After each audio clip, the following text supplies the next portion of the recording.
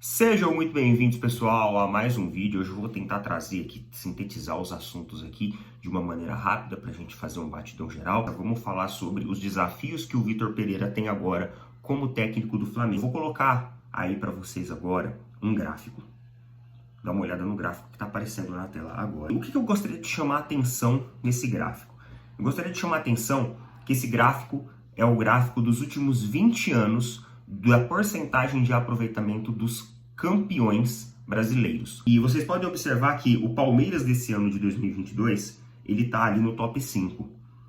Então, em 2022, o Palmeiras teve os 71% de aproveitamento. Uma boa campanha. Eu gostaria de chamar a atenção para vocês para o time que fez a melhor campanha da história dos pontos corridos, que foi o time do Flamengo em 2019, que era comandado por nada mais e nada menos que Jorge Jesus. Essa repercussão que aconteceu aí diante do Vitor Pereira faz com que o Vitor Pereira entre com uma responsabilidade muito maior no time do Flamengo. Porque ele tem a responsabilidade de fazer o time jogar como Jorge Jesus fez. O Flamengo de 2019 era uma máquina.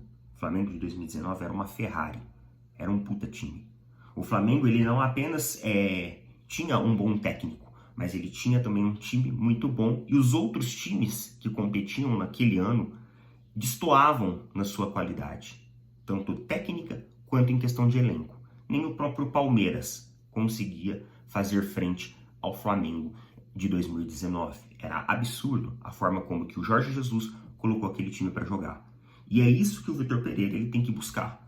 Quando a gente olha para o Vitor Pereira como técnico em si e a maneira que o Vitor Pereira gosta de jogar, ele gosta de jogar de maneira ofensiva. É uma maneira muito semelhante à de Jorge Jesus. Quando eu falo semelhante, eu não falo em estrutura tática em si, mas eu falo no modo como os jogadores se propõem a campo. Quando o Flamengo fez aquela Libertadores contra o Corinthians, que o Vitor Pereira subiu as suas linhas e tentou marcar e pressionar mais a saída de bola do Flamengo, ele acabou não conseguindo. Porque no Corinthians ele não conseguiu implementar aquilo que ele gosta como técnico. Ele não conseguiu implementar a filosofia dele de trazer um time leve, de trazer um time ofensivo. Porque o Corinthians era um time em reestruturação, era um time em evolução. Então ele tinha que respeitar o momento pelo qual o Corinthians passava e jogar de uma maneira mais defensiva. Tanto que ele erra e é eliminado do Flamengo em 2 jogos muito fáceis para o Flamengo, justamente por isso. Porque ele quis aplicar uma técnica e um conceito tático que não cabia naquele momento no time do Corinthians. Quando a gente puxa o jogo na Copa do Brasil, já foi diferente.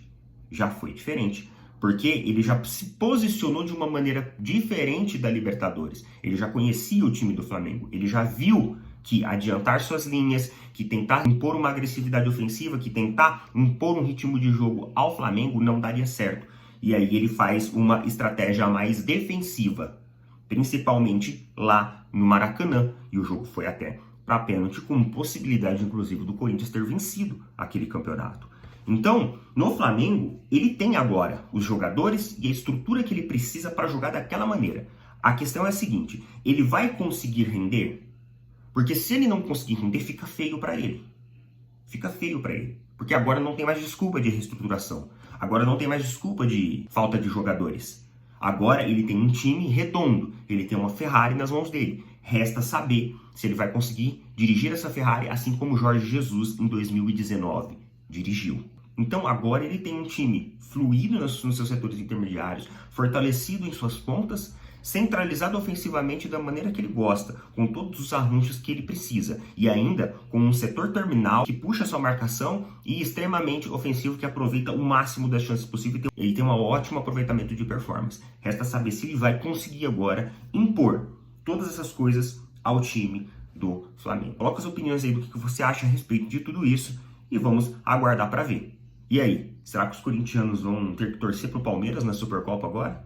Ou não? Será que a rivalidade com o Palmeiras é maior do que tudo isso e eles vão torcer pro Flamengo? Fica aí o questionamento. Se você for corintiano, já coloca as opiniões aí. Isso que eu acabei de perguntar nos comentários. Forte abraço a todos, galera. Valeu, falou!